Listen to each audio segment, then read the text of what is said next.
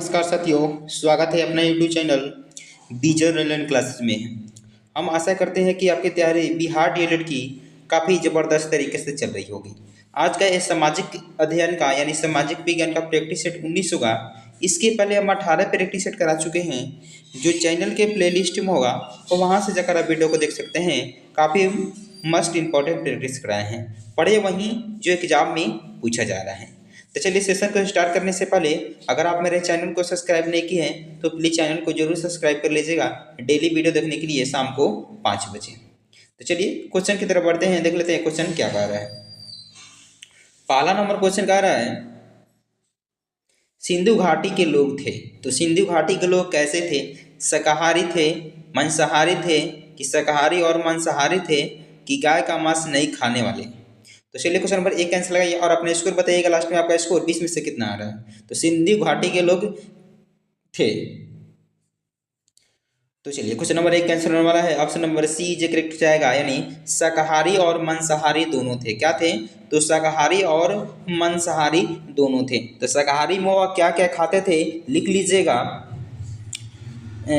गेहूं, जौ, खजूर। और मांसाहारी में क्या खाते थे? तो भेड़, सुअर और मछली के मांस खाते थे। मस्ट इंपॉर्टेंट टॉपिक है, ये भी लिख लीजिएगा। सिंधु घाटी के लोग कैसे थे? तो शाकाहारी और मांसाहारी दोनों थे। तो शाकाहारी में क्या क्या खाते थे? तो गेहूं, जौ, खजूर। और मांसाहारी में क्या क्या खाते थे? भेड़, सुअर और मछली के मांस खाते थे। सी इज करेक्ट हो जाएगा इस क्वेश्चन का सही जवाब। आगे बढ़ते हैं, क्वेश्चन नंबर 2 देख लेते हैं। क्वेश्चन नंबर 2 कह रहे हैं, द्वितीय बौद्ध सभा का आयोजन हुआ था। तो द्वितीय बौद्ध सभा का आयोजन कहाँ हुआ था? तो राजगीर में हुआ था, वैशाली में हुआ था, कि पाटलिपुत्र में हुआ था, कि मगध में हुआ था। तो चलिए क्वेश्चन नंबर 2 का आंसर लगाइए फटाफट, क्या होगा इस क्वेश्चन का सही जवाब। तो चलिए द्वितीय बौद्ध सभा का आयोजन कहाँ हुआ था? तो वैशाली में हुआ था। कहाँ हुआ था? तो वैशाली में हुआ था। वी इज ए करेक्ट हो जाएगा, लिख लीजिएगा। कब हुआ था? तो 383 ईसा पूर्व में हुआ था। तो द्वितीय बौद्ध सभा का आयोजन कहाँ हुआ था? तो वैशाली में हुआ था। कब हुआ था? तो 383 ईसा पूर्व में हुआ था। लिख लीजिएगा किसके शासन काल में हुआ था? तो काला अशोक के शासन काल में हुआ था द्वितीय बौद्ध सभा का आयोजन वैशाली में 383 ईसा पूर्व में। तो चलिए आगे बढ़ते हैं, क्वेश्चन नंबर 3 देख लेते हैं। क्वेश्चन नंबर 3 कह रहा है, भारतीय नेपोलियन किसे माना गया है? तो भारत का नेपोलियन किसे कहा जाता है? तो चंद्रगुप्त प्रथम को, कि समुद्रगुप्त को, कि रामागुप्त को, कि चंद्रगुप्त विक्रमादित्य को। तो चलिए क्वेश्चन नंबर 3 का आंसर लगाइए, भारत का नेपोलियन किसे कहा जाता है? तो चलिए क्वेश्चन नंबर 3 का आंसर होने वाला है option number B is correct हो जाएगा। समुद्रगुप्त को क्या कहा जाता है? तो भारत का नेपोलियन के नाम से जाना जाता है। बी इज करेक्ट हो जाएगा इस क्वेश्चन का सही जवाब। आगे बढ़ते हैं क्वेश्चन नंबर 4 की तरफ। क्वेश्चन नंबर 4 कह रहे हैं, समाहर्ता कौन था? तो समाहर्ता कौन था आपको बताना है। इस क्वेश्चन का सही जवाब 4 का आंसर क्या होने वाला है? समाहर्ता कौन था? तो चलिए क्वेश्चन नंबर 4 का आंसर होने वाला है option number A is correct हो जाएगा, यानी महासंग्रहकर्ता था। क्या था? तो समाहर्ता कौन था? तो महासंग्रहकर्ता था। ए इज करेक्ट हो जाएगा इस क्वेश्चन का सही जवाब। आगे बढ़ते हैं, क्वेश्चन नंबर 5 देख लेते हैं। क्वेश्चन नंबर 5 कह रहे हैं, महमूद गजनबी ने अपना अंतिम सैन्य अभियान भारत पर कब किया? तो मोहम्मद जो गजनबी था वह अपना अंतिम सैन्य अभियान भारत पर कब किया था? तो 1021 ईस्वी में, कि 1022 ईस्वी में, कि 1025 ईस्वी में, कि 1027 ईस्वी में। तो चलिए क्वेश्चन नंबर 5 कैंसिल लगाइए फटाफट, मस्ट भी क्वेश्चन है। अगर वीडियो आपको अच्छा लग रहा है तो वीडियो को लाइक शेयर कमेंट कर दीजिएगा, और चैनल पे पहली बार आए हैं तो चैनल को सब्सक्राइब कर बेल आइकन को जरूर प्रेस कर लीजिएगा, जिससे आने वाला वीडियो का नोटिफिकेशन आपके पास समय समय पर पहुँचती रहे। तो चलिए इस क्वेश्चन का सही जवाब होने वाला है option number D is correct हो जाएगा। 1027 ईस्वी में महमूद गजनबी ने अपना अंतिम सैन्य अभियान भारत पर किया था। डी इज करेक्ट हो जाएगा इस क्वेश्चन का सही जवाब। इनका मृत्यु अगर पूछ देगा तो क्या हो जाएगा, लिख लीजिएगा। 1030 ईस्वी में इनका मृत्यु हो गई थी। आगे बढ़ते हैं क्वेश्चन नंबर 6 की तरफ। क्वेश्चन नंबर 6 कह रहे हैं, चालीसा ग्रुप की शक्तियों को किसने तोड़ा? तो चालीसा ग्रुप की शक्तियों को किसने तोड़ा? तो सुल्तान रजिया ने, कि बलबन ने, कि अलाउद्दीन खिलजी ने, कि मोहम्मद बिन तुगलक ने। तो चलिए क्वेश्चन नंबर 6 का आंसर लगाइए, चालीसा ग्रुप की शक्तियों को किसने तोड़ा? तो चलिए क्वेश्चन नंबर 6 का आंसर होने वाला है option number B is correct हो जाएगा, यानी बलबन ने, गयासुद्दीन बलबन हो जाएगा। इसने ही चालीसा ग्रुप की शक्तियों को तोड़ दिया था, यानी वी इज करेक्ट हो जाएगा इस क्वेश्चन का सही जवाब। आगे बढ़ते हैं क्वेश्चन नंबर 7 की तरफ। क्वेश्चन नंबर 7 कह रहा है, किसने अपनी प्रजा में गंभीरता से भेदभाव और अन्याय को समाप्त करने के प्रयास किए? तो किसने अपनी प्रजा में गंभीरता से भेदभाव और अन्याय को समाप्त करने के प्रयास किए? तो मोहम्मद बिन तुगलक, शेरशाह सूरी, अकबर की शाहजहां। तो चलिए क्वेश्चन नंबर 7 का आंसर बताइए।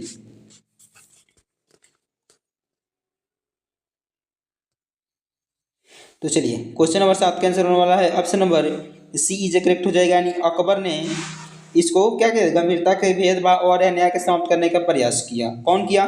तो अकबर, सी इज करेक्ट हो जाएगा। कब से कब तक किए? तो 1556 से लेकर 1605 ईस्वी में। सी इज करेक्ट हो जाएगा इस क्वेश्चन का सही जवाब। आगे बढ़ते हैं क्वेश्चन नंबर 8 की तरफ। क्वेश्चन नंबर 8 कह रहे हैं, 1529 में किसने दक्षिण बिहार पर आक्रमण किया लेकिन शेर खां के द्वारा परास्त किया गया?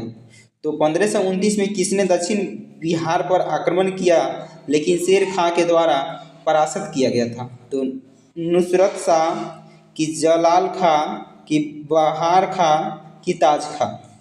तो चलिए क्वेश्चन नंबर 8 का आंसर कहिए फटाफट, क्या होगा इस क्वेश्चन का सही जवाब? तो चलिए क्वेश्चन नंबर 8 का आंसर होने वाला है option number A is correct हो जाएगा, यानी नुसरत शाह। कहाँ के ये शासक थे? तो बंगाल के शासक नुसरत शाह को परास्त करके शेर खां ने हजरत ए अली की उपाधि धारण की। तो नुसरत शाह को, यानी ए इज करेक्ट हो जाएगा इस क्वेश्चन का सही जवाब। आगे बढ़ते हैं क्वेश्चन नंबर 9 देख लेते हैं। क्वेश्चन नंबर 9 कह रहा है, बक्सर का युद्ध लड़ा गया था। तो बक्सर का युद्ध कब लड़ा गया था? 6 अक्टूबर 1764 को, कि 10 अक्टूबर 1764 को, कि 18 अक्टूबर 1764 को, कि 22 अक्टूबर 1764 को। मस्ट VBI क्वेश्चन है, VBI लिख लीजिएगा या क्वेश्चन आ सकता है। तो चलिए क्वेश्चन नंबर 9 का आंसर लगाइए। तो चलिए बक्सर का युद्ध हुआ था 22 अक्टूबर 1764 को। बक्सर का युद्ध कब लड़ा गया था? तो 22 अक्टूबर 1764 को लड़ा गया था। डी इज करेक्ट हो जाएगा इस क्वेश्चन का सही जवाब। आगे बढ़ते हैं क्वेश्चन नंबर 10 देख लेते हैं। क्वेश्चन नंबर 10 कह रहा है, बिहार में विद्रोह को किसने नेतृत्व किया? तो बिहार में विद्रोह को नेतृत्व किसने किया? तो चलिए क्वेश्चन नंबर 10 का आंसर लगाइए। तो चलिए क्वेश्चन नंबर 10 का आंसर होने वाला है option number B is correct हो जाएगी, कुंवर सिंह। बाबू वीर कुंवर सिंह ने 1857 के विद्रोह को बिहार से नेतृत्व किया था। वी इज करेक्ट हो जाएगा इस क्वेश्चन का सही जवाब। आगे बढ़ते हैं क्वेश्चन नंबर 10 की तरफ। क्वेश्चन नंबर 10 कह रहा है, किस घटना को राष्ट्रीय स्वतंत्रता मुस्लिम युद्ध के रूप में जाना जाता था? तो किस घटना को राष्ट्रीय स्वतंत्रता के मुस्लिम युद्ध के रूप में जाना जाता है? तो अलीगढ़ आंदोलन, कि बहावी आंदोलन, कि मोपला विद्रोह, के खिलाफत आंदोलन। चलिए क्वेश्चन नंबर 10 का आंसर लगाइए। अगर वीडियो अच्छा लग रहा है तो वीडियो को लाइक शेयर कमेंट कर दीजिएगा, और चैनल पे पहली बार आए हैं तो चैनल को सब्सक्राइब कर बेल आइकन को जरूर प्रेस कर लीजिएगा। तो चलिए क्वेश्चन नंबर 10 का आंसर होने वाला है option number B is correct हो जाएगा, यानी वहाबी आंदोलन हो जाएगा। क्या हो जाएगा? तो वहाबी आंदोलन हो जाएगा। वी इज करेक्ट हो जाएगा। आगे बढ़ते हैं क्वेश्चन नंबर 12 देख लेते हैं। क्वेश्चन नंबर 12 कर रहे हैं, बंगाल विभाजन को किसके समय रद्द कर दिया गया था? तो बंगाल विभाजन किसके समय रद्द कर दिया गया था? तो चलिए क्वेश्चन नंबर 12 कैंसिल करिए, क्या होगा इस क्वेश्चन का सही जवाब?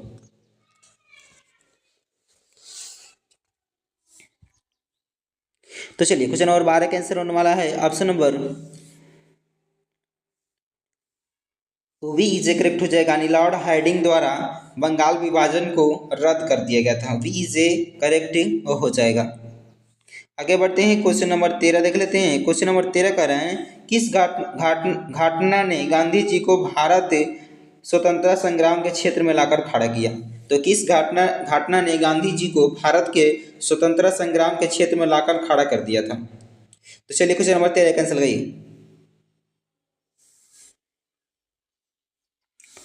तो चलिए क्वेश्चन नंबर 13 कैंसिल होने वाला है। Option number A is correct हो जाएगा, यानी रॉलेट अधिनियम। रॉलेट अधिनियम ए इज करेक्ट ओ हो जाएगा। आगे बढ़ते हैं क्वेश्चन नंबर 14 की तरफ। क्वेश्चन नंबर 14 का है, 1946 से 50 के दौरान संविधान सभा का अध्यक्ष कौन था? तो आपको बताना है, जब 1946 में संविधान सभा का प्रथम बैठक हुई थी, उस समय से लेकर 50 के दौरान संविधान सभा का अध्यक्ष कौन था? तो चलिए क्वेश्चन नंबर 14 कैंसिल गई। तो चलिए क्वेश्चन नंबर 14 का आंसर होने वाला है option number D is correct हो जाएगा। डॉक्टर राजेंद्र प्रसाद हो जाएंगे, जो संविधान सभा के अध्यक्ष थे। डी इज करेक्ट हो जाएगा। आगे बढ़ते हैं, क्वेश्चन नंबर 15 देख लेते हैं। क्वेश्चन नंबर 15 कह रहे हैं, टाटा लौ एवं इस्पात कंपनी की स्थापना सिंहभूम जिले के साकची में किस वर्ष की गई थी? तो टाटा लौ एवं इस्पात कंपनी की स्थापना सिंहभूम जिले के साक्षी गांव में किस वर्ष किया गया था? तो 1906 में, 1907 में, 1908 में कि 1909 में? तो चलिए क्वेश्चन नंबर 15 का आंसर बताइए। तो चलिए क्वेश्चन नंबर 15 का आंसर होने वाला है option number B is correct हो जाएगा, यानी 1907 में किया था। तो टाटा लौ एवं इस्पात कंपनी की स्थापना कब हुई थी? तो 1907 ईस्वी में झारखंड के तत्कालीन बिहार राज्य में स्वर्ण रेखा नदी के घाटी में सकाची नामक स्थान पर जमशेद जी टाटा द्वारा की गई थी। कब की गई थी? 1907 ईस्वी में, यानी बी इज करेक्ट हो जाएगा इस क्वेश्चन का सही जवाब। आगे बढ़ते हैं, क्वेश्चन नंबर 16 देख लेते हैं। क्वेश्चन नंबर 16 कर रहे हैं, भगवान बुद्ध ने ज्ञान प्राप्त करने के लिए लंबे वर्षों तक तपस्या और साधना में व्यतीत किया। तो वैशाली में किया, कि राजगीर में किया, कि लुम्बिनी में किया, कि गया में किया? तो चलिए क्वेश्चन नंबर 16 कैंसिल गई। मस्ट वी क्वेश्चन है। चलिए क्वेश्चन नंबर 6 कैंसिल गया। और वीडियो आपको अच्छा लग रहा है तो वीडियो को लाइक शेयर कमेंट कर दीजिएगा, और चैनल पे पहली बार आए हैं तो चैनल को सब्सक्राइब कर बेल आइकन को जरूर प्रेस कर लीजिएगा, जिससे आने वाला वीडियो को नोटिफिकेशन आपके पास समय समय पर पहुंचती रहे। तो चलिए क्वेश्चन नंबर 16 कैंसिल होने वाला है option number D is correct हो जाएगा, गया में किए थे। तो भगवान बुद्ध ने ज्ञान प्राप्त करने के लिए लंबे वर्षों तक तपस्या और साधना में व्यतीत किया था, तो गया। डी इज करेक्ट हो जाएगा इस क्वेश्चन का सही जवाब। आगे बढ़ते हैं, क्वेश्चन नंबर 17 देख लेते हैं। क्वेश्चन नंबर 17 कह रहे हैं, नील नदी किस महाद्वीप में प्रवाहित होती है? तो नील नदी किस महाद्वीप में प्रवाहित होती है? अफ्रीका महाद्वीप में, एशिया महाद्वीप में, कि उत्तर अमेरिका महाद्वीप में, कि दक्षिण अमेरिका महाद्वीप में? तो चलिए क्वेश्चन नंबर 17 का आंसर बताइए। तो चलिए क्वेश्चन नंबर 17 का आंसर होने वाला है option number A is correct हो जाएगा, यानी अफ्रीका महाद्वीप में नील नदी किस महाद्वीप में है? तो अफ्रीका, ए इज करेक्ट हो जाएगा। आगे बढ़ते हैं, क्वेश्चन नंबर 18 देख लेते हैं। क्वेश्चन नंबर 18 कर रहे हैं, निम्नलिखित सागरों या महासागरों में से कौन से पनामा नहर द्वारा जुड़े हुए हैं? तो आपको बताना है कौन से नहर है जो पनामा नहर द्वारा जुड़े हुए हैं, कौन सा सागर है? तो चलिए क्वेश्चन नंबर 18 का आंसर बताइए। तो चलिए क्वेश्चन नंबर 18 का आंसर होने वाला है option number D is correct हो जाएगा, यानी अटलांटिक महासागर तथा प्रशांत महासागर। डी इज करेक्ट हो जाएगा। आगे बढ़ते हैं, क्वेश्चन नंबर 19 देख लेते हैं। क्वेश्चन नंबर 19 कह रहे हैं, दक्षिणी गंगोत्री कहाँ स्थित है? तो दक्षिणी गंगोत्री आपको बताना है कि किस स्थान पे स्थित है। उत्तराखंड में है, हिमाचल प्रदेश में है, अटलांटिक में है, कि नेपाल में है? अंटार्कटिका। तो चलिए क्वेश्चन नंबर 19 कैंसिल गई। तो चलिए क्वेश्चन नंबर 19 कैंसिल होने वाला है option number C is correct हो जाएगा, यानी अंटार्कटिका में हो जाएगा। कौन सा हो जाएगा? तो अंटार्कटिका में। सी इज करेक्ट हो जाएगा इस क्वेश्चन का सही जवाब। आगे बढ़ते हैं, क्वेश्चन नंबर 20 देख लेते हैं। आज का प्रैक्टिस सेट का लास्ट क्वेश्चन होगा, और अपने स्कोर बताइएगा आपका स्कोर लास्ट में कितना है। निम्नलिखित देशों में से दूध उद्योग किसका एक प्रमुख उद्योग है? तो बताना है कि दूध उद्योग किसका एक प्रमुख उद्योग है। कनाडा का, कि डेनमार्क का, कि भारत का, कि जापान का? तो चलिए क्वेश्चन नंबर 20 का आंसर लगाइए फटाफट। क्या होगा इस क्वेश्चन का सही जवाब? तो चलिए क्वेश्चन नंबर 20 कैंसिल होने वाला है, option number B is correct हो जाएगा, डेनमार्क हो जाएगा। क्या हो जाएगा? तो डेनमार्क को ये करेक्ट हो जाएगा, वी इज करेक्ट हो जाएगा इस क्वेश्चन का सही जवाब। चलिए आज के लिए इतना ही था, फिर मिलते हैं अगले वीडियो में। अगर वीडियो आपको अच्छा लगाता है तो वीडियो को लाइक शेयर कमेंट कर दीजिएगा, और चैनल पे पहली बार आए हैं तो चैनल को सब्सक्राइब कर बेल आइकन को जरूर प्रेस कर लीजिएगा। चलिए फिर मिलते हैं अगले वीडियो।